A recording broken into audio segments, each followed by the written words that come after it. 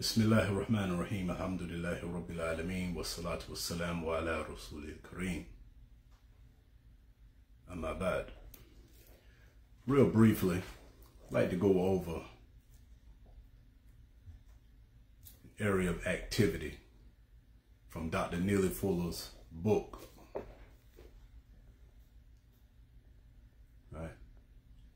The United Independent Compensatory Code or concept, right? Counter racism.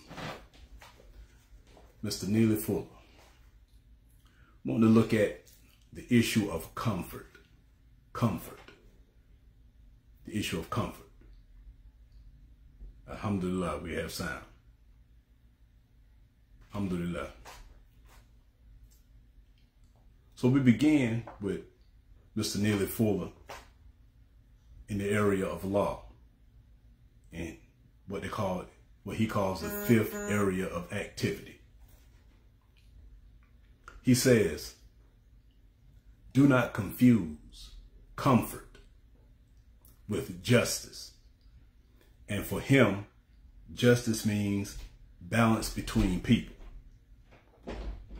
Do not accept comfort as a substitute for justice, or speak or act as if comfort has the same meaning as justice. So he's going to expound on it. So he says, in explanation, white supremacists sometimes do things, page 162. He says, white supremacists sometimes do things to make many of their victims, that's non-white people, feel comfortable. They do these things so that their victims will value comfort more than justice. Some of the things or methods used are, and he goes into them. The first one he names are tasty or sweet food or drinks, thrill-producing or relaxing drugs or chemicals, loud sounds and or soothing sounds, both intended to prevent or hinder constructive thought, speech, and action, exciting or so-called super thrilling, sexual or anti-sexual. And what he means by anti-sexual, he means homosexuality or lesbianism activities. Exciting games and or so-called sports.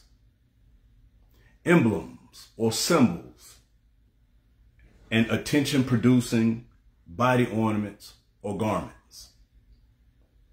The use of words in such a manner as to make truth that which is appear to be false, or that which is not, and to make falsehood appear to be truth. Surroundings or settings that produce the illusion of wealth and or power. These are the things that he mentions, and there are 9 of them. These are the 9 things that he mentions that plays a role in causing people, non-white people, to be comfortable in the system of white supremacy. So these are his views. This comfort, what happens is you get oppressed constantly through violence, through being deprived, through discrimination, and the likes. And what they do is they give you a pacifier. They give you a pacifier to pacify you for the time being, to keep you quiet, while simultaneously not doing too much to change. Or they give you something here to placate you while figuring out a way to counteract what you're trying to achieve in this area. And I'll get into a little more as we go on. But first, one of the things that we're going to look at is the issue of tasty or sweet food or drinks, right? For example, we have become comfortable since coming out of slavery because we basically eat the same food as the one-time oppressor, right? And still oppressor, right? In other words, you don't get the bad parts of the meat. You don't get the chitterlings from the hog, right? You don't get the intestines of the cow. You eat steaks now, right? You no longer have to eat the scraps. And you don't necessarily have to be rich to eat the steaks. The reality is that you eat what they eat now. So that has placated you for the time being, right? It has placated you. You are allowed to go into their stores while simultaneously leaving your neighborhood because we're so happy to be able to go where they go and eat in the restaurants that they eat in, that we neglect where we come from, eating in the restaurants in the areas we come from. So this has made us comfortable. We all can go to Red Lobster now. We can sit in Red Lobster with European Americans now.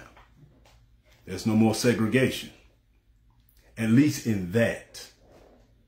There's still de jure segregation, but this is another time. But right now I'm dealing with the issue of us being so comfortable. Many of us are so comfortable that we don't even see that you're still being deprived because you have these small comforts. Another thing that he says, and I'm rereading, thrill-producing or relaxing drug or chemicals, right?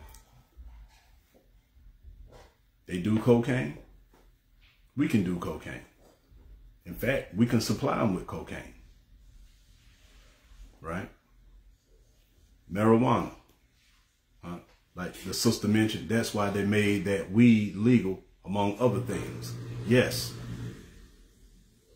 The difference is now they're making it medicinal now. And you can carry a card in many states now. But prior to that, we were getting time for selling marijuana, weed. We were getting a lot of time for doing that. Wherein now they see the money that can be made off it. And when I say they, I'm talking about the government, federal, state, and local. They can benefit. They can even make an illegal, addictive drug medicinal, such as the time that we're living in, fentanyl, right? We're in the opioid crisis, right? We can indulge in the opioids, the cocaine, the marijuana, as well as Xanax and other drugs. We can indulge just like them. We can get addicted just like them. That has made us comfortable without contemplating on the reality that when they get caught and you get caught, the punishments are different, with the exception of sacrificial lambs from amongst the lower class European Americans who they decide to hang, right? Who they decide to make a sacrificial lamb. So it is no coincidence that one of the main reasons we have an opioid problem in the United States is because we conquered places that had poppy fields and we bought them back. And we have an opioid crisis. Want to know why we went to Afghanistan? Poppy. You want to know why we made such a ruckus in Afghanistan? Poppy. So these are things that we have to look into and understand the ramifications of indulging in many of these drugs that they put forth, because we're not treated the same when we get caught. We're not treated the same. We get longer prison sentences. We get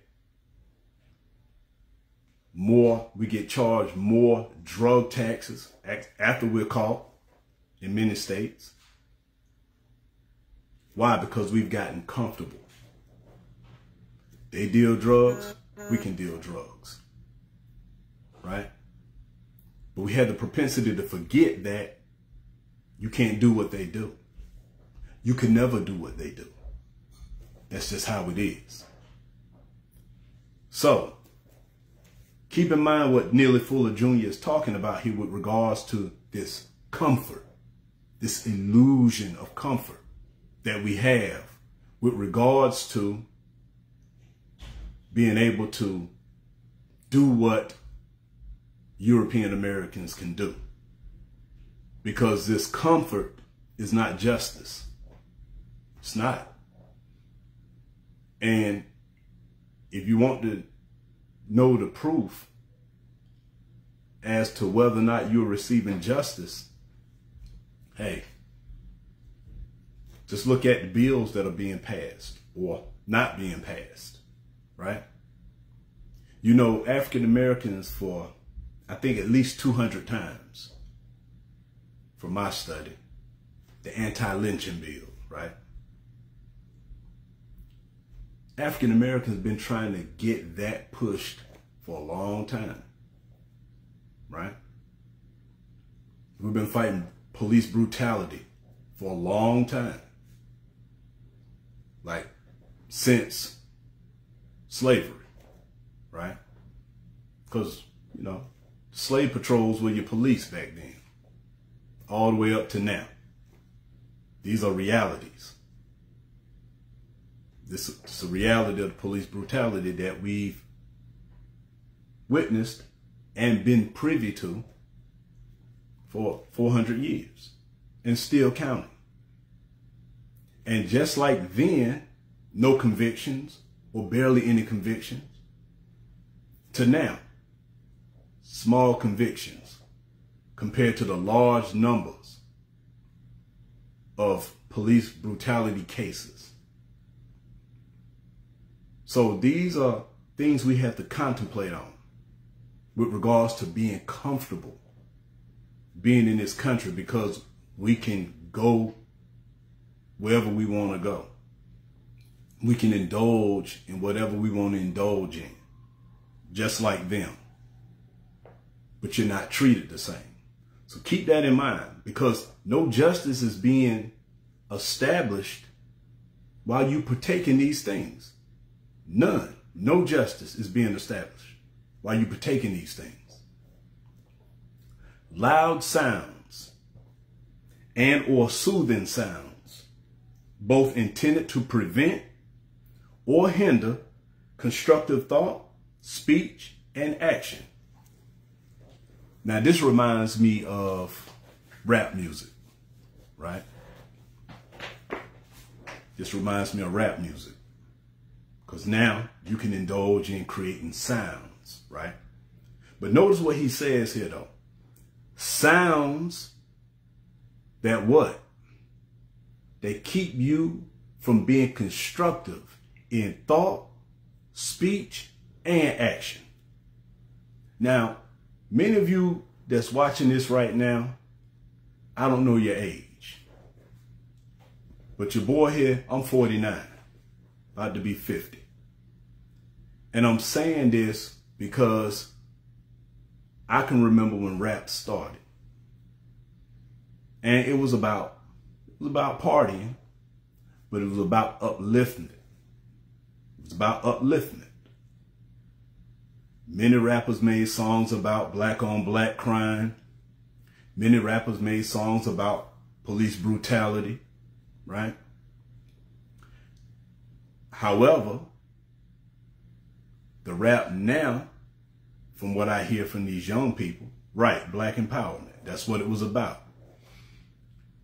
When you hear it now, because you hear it. Yeah, we don't listen to music, but you hear it. It's around us. And it's all about sex, getting high, right? Making money, also killing, right? You've gotten so comfortable that your music is about killing people that look like you. You've gotten so comfortable that you portray an image of hypersexuality in your songs. It's all they talk about, sex. You've gotten that comfortable. And to add insult to injury, when you look at other groups in the different genres that they're in, you're the only group that make music degrading your women, degrading your people, and placating to stereotypes, which turns out to be what? As Dr. Amos Wilson says, and many others, turns out to be a what? Self-fulfilling prophecy, right? Because you perpetuate the stereotypes. And so when African Americans do certain crimes, then what does it do? It confirms to the others that this is what you do. This is what you are about, right?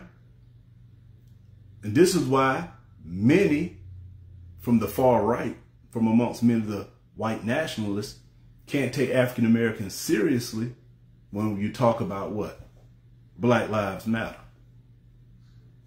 Does Black lives really matter? When you're killing each other and you make songs about killing each other because you have become comfortable and you say it's what? Freedom of speech. But simultaneously, as you do these self-destructive actions to yourself and your people, no justice is being served, right? You still don't have an anti-lynching law. The Asians got a bill passed for them. Bipartisan, by the way. Just like that. You still fighting for anti-lynching. You still fighting against police brutality and qualified immunity. This is what we're still fighting. But the Asians come on the scene. Why? Because not only are they comfortable, they have power. And that's a whole nother issue that we can get in some other time, why we are the way that we are, due to conditioning and brainwashing. This is something that we can touch on. We'll do a series on this in the future, inshallah ta'ala. Why the self-hate is so bad amongst our people. Even in the Muslim community. Why the self-hatred is so bad amongst our people. So moving on, Mr. Neely Fuller, he goes on to say, he says, the other thing that I mentioned before, I'm mentioning again, that white supremacists use to make you comfortable is exciting or so-called super thrilling sexual or anti-sexual activities. And this can go right into the rap music, right? Pornography, right? Tight clothing, right? Manicures, pedicures, right? All of these things lead to the actual act. You make your toes pretty. It leads to the act. Put on tight clothes. It leads to the act. You know, all of it is zina, right? To us, because Allah subhanahu wa ta'ala told us, la taqrabu zina, right? Do not go near zina. Do not go near it. Meaning, do not take any avenue that'll lead to it, right? But in our day and time, you know, before, when you study the history of African Americans here in the United States, many of our problems came as a result of white women, European women, right? Tulsa was destroyed because the man was on the elevator and the woman accused him of what? Emmett Till was killed because the woman accused him of what? Warning her. The Birth of a Nation, right? That racist movie that came out that gave birth, well, not birth, I'm sorry, gave rise, or it rejuvenated the Ku Klux Klan, right? In that movie, they had a man in blackface trying to get the European American woman. Now, I don't want to get like Umar Johnson and say that, okay, it's haram or you shouldn't be with anyone outside your group. I'm not saying that. This goes against Islam. But what I am saying is that due to the fact that you can now marry from amongst them, or in the case of the kuffar, cohabitate with them, it has made you comfortable. And it has also played a role in you not standing up for justice, or you striving for justice because of discomfort. And again, we say, by indulging in discomfort, have you achieved justice in the United States of America? Yeah, we can talk about the famous case, the federal case in Virginia, you know, Love versus Virginia, right? The European American man was married to the African American woman, and at the time it was against federal law, but the people all joined together like, nah, you can be whoever you want to be with. And alhamdulillah, that was a good thing. I'm not knocking that. But that ruling has made you comfortable, and you have not established justice as a result of being able to marry within the European American community. It hasn't made anything that much better for you. Again, I reiterate, you still have the anti-lynching law that hasn't passed. George Floyd bill hasn't passed, right? Same issues from hundreds of years hadn't passed, right? But the Asian bill, again, just like that, right? So, again, you have been made comfortable. That's what this has done to the African American community, which is one of the reasons why justice moves at a snail's pace, right? It moves at a snail's pace. And because of these comforts, guess what? Some of our people feel that you're on equal footing with your European American counterpart. And this is not the case. I see it all the time in my two fields of work. I see the inequality within the system. And for those who say it's nothing systemic, then there's too much data that shows that it is. And we can get into that some other time, inshallah ta'ala. So with that being said, you know, sexual activities has been utilized to make you comfortable. So much so that you know, many African-American men or African-American women, we go out our way to hate our own group because we can do what? We can intermarry with other groups, whether it be European Americans or whether it be Arabs or whether it could be whatever, Chinese, Japanese, whatever, right? And then our self-hatred comes out. Oh, I'm in the white women, because I don't want to hear black women's mouth, man. Black women got too much mouth, too ghetto. Like, so your mom's ghetto? Your mom has too much mouth? What are you saying? This is a problem that we have, self-hatred that we have because we can intermarry. Or in the case of the African-American woman, you guys, most of you guys locked up. All y'all cheat. Do African-American men cheat? Yeah. Many of them cheat. Yeah. European American men don't cheat. European American men don't cheat. You looking so much at the dysfunction in your own group,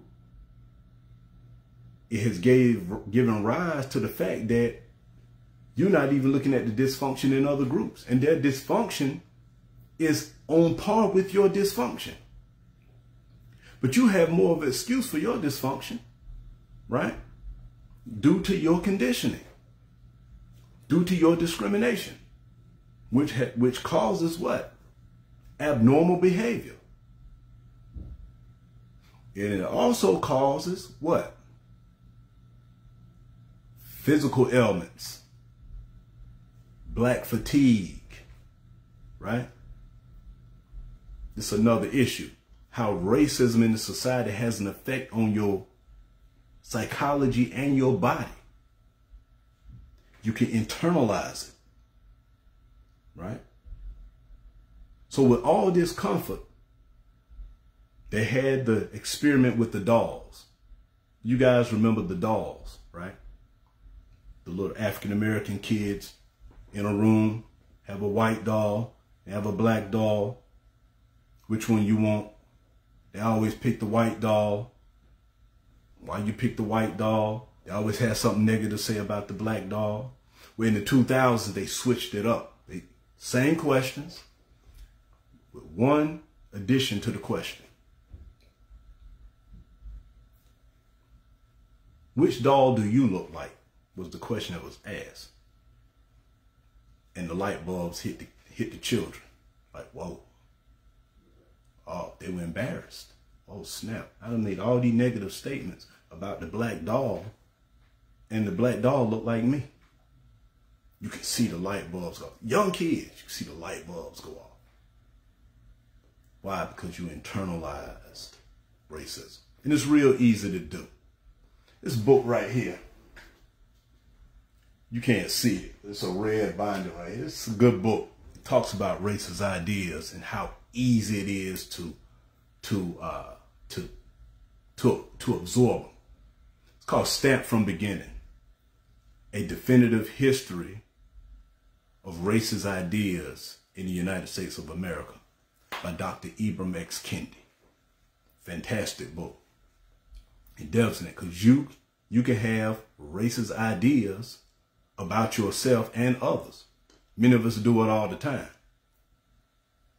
The title of that book, Stamped from the Beginning, A Definitive History of Racist Ideas in America by Ibram X. Kendi. It's a tremendous book. That's a must-have. It's a history book, but it's like a psychological history book because it focuses on ideas. How did these ideas come to America? That's another time, though. But just to share, that's the name of it, though, just to share that with you. So anyway, so we have to be cognizant of these things and know where we stand with regards to these comforts. Exciting games and or so-called sports, right? The NBA, right? the NFL, right? We have athletes who are getting rich playing in these sports. So much so that these guys make so much money, they're so successful that they had the propensity to forget where they come from. Not all, but many of them, right? Many of them. And many of them will tell you, with the exceptions of those who know the deal, you have many of them who will tell you that there's no systemic racism because you have been allowed to become comfortable, right? No poverty for you. Everything's good with you. Everything's great, right? So these are some realities that we need to keep in mind with regards to what is going on with the African Americans and why they're not getting the justice that they deserve because of these comforts, right? Emblems, symbols, and attention producing body ornaments or garments, right? I touched on this in my last talk, right? One of the things about self-hatred, right? You develop a low self-esteem, or as Dr. Joy DeGruy calls it in her book, Post-Traumatic Slave Syndrome, vacant esteem, right? Now, vacant esteem is exactly what the word implies. You don't have any esteem, period. There's no positive self-esteem or negative self-esteem because you could care less. You don't have any. This is why it's easy for African Americans to do what? Kill each other, right? The crabs in the barrel syndrome. Oh, he's about to make it. She's about to make it. Let me pull him down, right? They put the ain on each other, the evil eye. Oh, how he make it? How did he get that money from? Look, face screwed up like a bulldog. You know how we do. Things of this nature. So this is an issue. This vacant esteem. Where what happens is with vacant esteem is you don't care anything about the person that looks like you. And you don't have any qualm with harming or destroying a person that looked like you. Because why? You're always angry. Ever-present anger. For whatever reason. Right?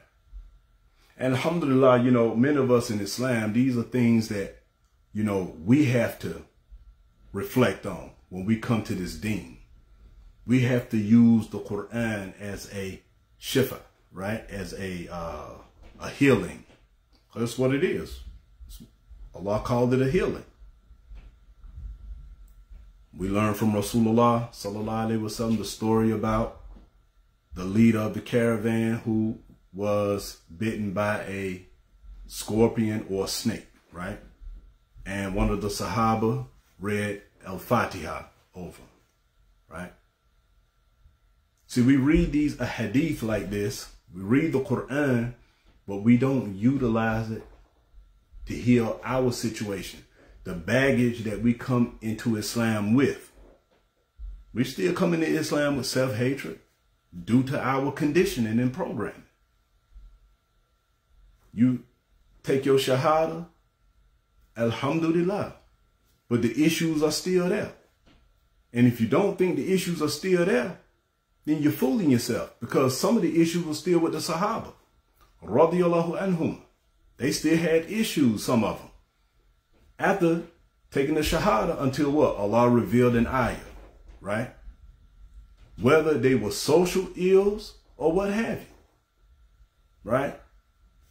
Khamr wasn't prohibited right out the gate. It wasn't. We know this. It was gradual. And sometimes we forget when we come into Islam, we have to make baby steps, take gradual steps in implementing this deen. taking our time to memorize the book of Allah, learn the meanings, learn the hadith of the Prophet sallallahu alaihi wasallam. Just being patient, seeking knowledge. These are those things that will benefit not only our dunya, but for the most part, our akhirah. But we have to allow the deen to take root. Get knowledge of Tawheed, understanding Iman, the pillars of Islam, the pillars of the Salat, the pillars of Qadr, right?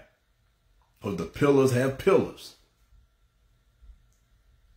So we need to learn these things. Why? Because it will help us navigate the stuff that I'm talking about now. Help bring Islamic solutions, but also it will allow us to do what? Not just have solutions for us, but have solutions for who? Our people. Ask yourself, do we really give dawah in the hoods? Some of us do. But overall, African Americans, do we really go to the hood and give dawah like that? Do we even go and talk to the various gang members, the leaders of the gangs? These are our people. When you read Surah Al-A'raf, right? When Allah mentions all those prophets, they like right behind each other in Surah Al-A'raf. Ya Qawmi, they all say the same. Ya Qawmi, Ya Qawmi, Ya Qawmi. Hud, Ya Qawmi. Shu'aib, Ya Qawmi, O my people, O my people, O my people. Shu'aib, O my people. All these prophets, O my people, right? Alayhim as-salam. O my people, worship Allah. Right? You have no other God. Right? They went to their people. They all went to their people. Because Allah told us in another ayah, to every ummah, we sent what? A messenger. You know, saying worship Allah, which tanibu tawhut, right? And stay away from the false deities, right? You have to go to your people. But unfortunately, man, I ain't going them cats, man. Man, look at the poison of kufr. And many of us was out there toting pistols and cooking up and, look where Allah brought us from. Right? If we do like the Sahaba, go to the people. And then on top of that, some of the Sahaba, Allah blessed them with knowledge. Rasulullah alayhi salam sent them elsewhere. Look, I'm going to send you to the Arabs over here. They're talking about Hudayfa ibn al-Yaman.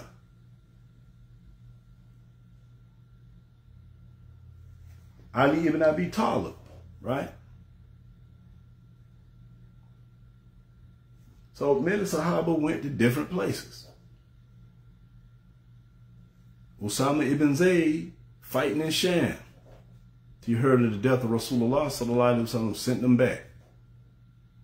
Mu'adh ibn Jabal, went to Yemen. He went to Yemen, and Ali also went to Yemen, and Abu Musa al-Ash'ari also went to Yemen. All three of them went to Yemen, right? Rasulullah alayhi salam sent them on to Yemen. Then he told them who he was going to come across.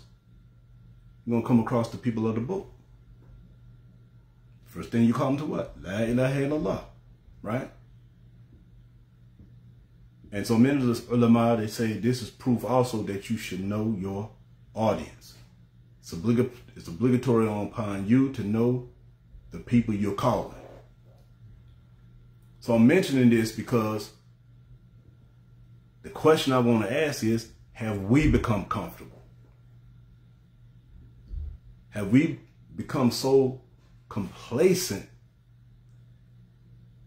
in our Islam to the point that we stingy? We're sharing it. We're not sharing it. We should be on the front lines against black-on-black violence. We should be in the little centers, in the various projects and what have you, teaching classes, cognitive behavior, brothers who are entrepreneurs, giving jobs to some of these young guys. Because one of the reasons why the youth are off the chain, this is something that Dr. Amos Wilson points out in his book, Black-on-Black Violence, in Servitude to White Dominance, right?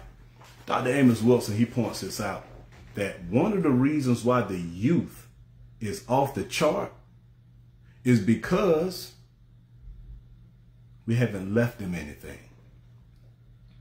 And look at the African Americans. 9 times out of 10, when we pass away, we don't leave anything behind but debt. Now, those of us who are Muslim, right? You know, we're supposed to have a wasiyah, right?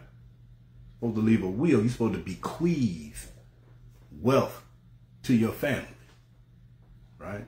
This is what we're supposed to do, so that they're not begging at your inevitable demise.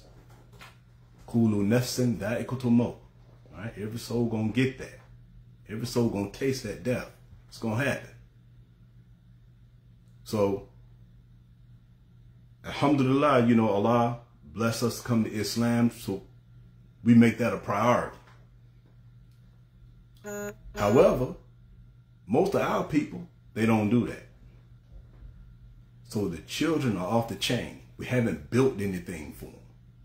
Our schools are off the chain because we haven't invested in them. Our HBCUs are not well equipped because we haven't invested in them, right? These are things that we have to do. The masajid that we established in the United States that we no longer have because our immigrant brothers took them over, that's on us. You can only find 1 or 2 of the original members that started it on the board, if any, right? Because you got comfortable. You didn't take the blessing that Allah gave you in Islam seriously. You didn't impart it to our children. We didn't impart it to our people. We didn't properly go to our people. And I mentioned in the last talk, we don't seek knowledge so that we can go to our people. These are things that we have to work on. So moving on, he says the use of words in such a manner as to make truth, that which is, appear to be false, that which is not, and to make falsehood appear to be the truth. And this is what we see in this day and time also, you know, with regards to the plight and the history of our people, right? These are things that we see, right? For example, like January the 6th, right? Just to give you a quick example, January the 6th, right? When those white nationalists stormed the Capitol, right? These guys are saying, well, it wasn't violent. That's what they're saying. It wasn't violent. They weren't trying to threaten anyone, right? This is what they're saying, right? The Republicans, this is what they're saying, because they want to be true to their base, right? So they twisting the story. Oh, it was just like like it was like a visit or a walkthrough, right? Guys busting out windows and breaking in things, breaking in offices. And you said it wasn't violent. Officers getting killed. You saying, oh, it wasn't violent. And they sticking to it. But this is what the powers that be have always been doing. They'll make the truth seem like it's false. Right? And this is one of the signs of the hour also, you know. So again, because we're comfortable, we allow that narrative to go unchecked, right? Many of us. So beware of being comfortable here in the United States of America. Beware of being comfortable. These things that they throw at us, that appears to be of comfort, really isn't. It's a pacifier so that you can keep your mouth shut. They don't like the fact that African Americans are now speaking out in large numbers now. They don't like the fact that African Americans now are investing in large numbers now. Many African Americans are enrolling in colleges, in particularly HBCUs. They seeing record enrollments in HBCUs now. They don't like that. So where does the Muslim stand in all this? We have to be standing out there too. And I'm not saying be out there with picket signs and all, no. But you have to play your part.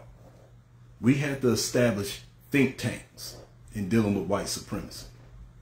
We have to establish think tanks, getting the brothers that have knowledge together with the likes of Sheikh Walid Manisi at the Islamic University of Minnesota to what? To do research on this society. We need to have fiqh in dealing with the society, right? We need to get with Sheikh Joe Bradford. We need to get with Sheikh Ghassan al-Barqawi, right? Because these are experts in economics, business.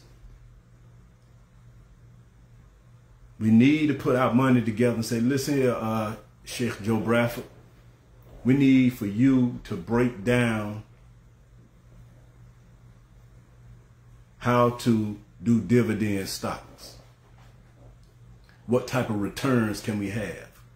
How can it be Sharia compliance? Right? You have a master's in Islamic economics. This is what we need to be hitting him with. That's his field. That's his expertise. And if it's too much for him, then we bring on others. This is how we have to hold the Muslims and our people accountable. We have to get with brothers like Malik Muhammad, right? The sociologist. He's on this group. Malik Muhammad, he's on this group. Alhamdulillah, may Allah make it easy for him to get to Malaysia to start working on his PhD in Islamic education. I mean. But we need to give that brother money so he can do what? Research on what the African American Muslims need to do to get involved with equity crowdfunding, right? By doing a comparison contrast with the Kufar and how the Muslims can do it. And he himself need to get together with who? Sheikh Joe Bradford, right?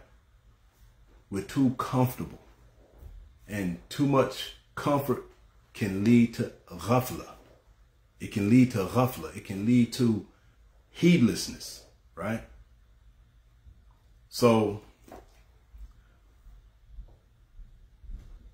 I will read this last one and I end it.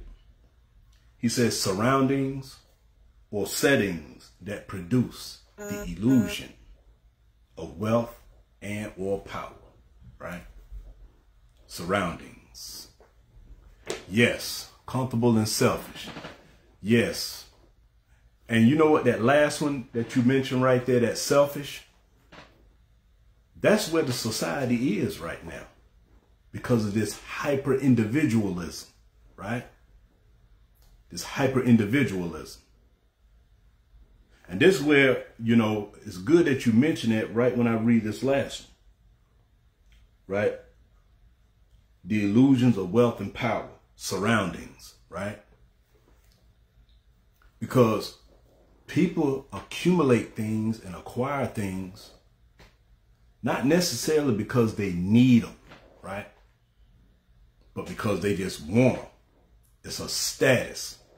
I mentioned in my last talk, we talked about Qarun, right? And I mentioned that Qarun had issues of self-hatred, right? He had issues of self-hatred. He basically joined Pharaoh and was a part of Pharaoh's government, right? Along with Haman, like this. And he participated in the genocide of his own people. And I mentioned the ayah where he put on his best clothing, right? Put on his best clothing and strutted, right?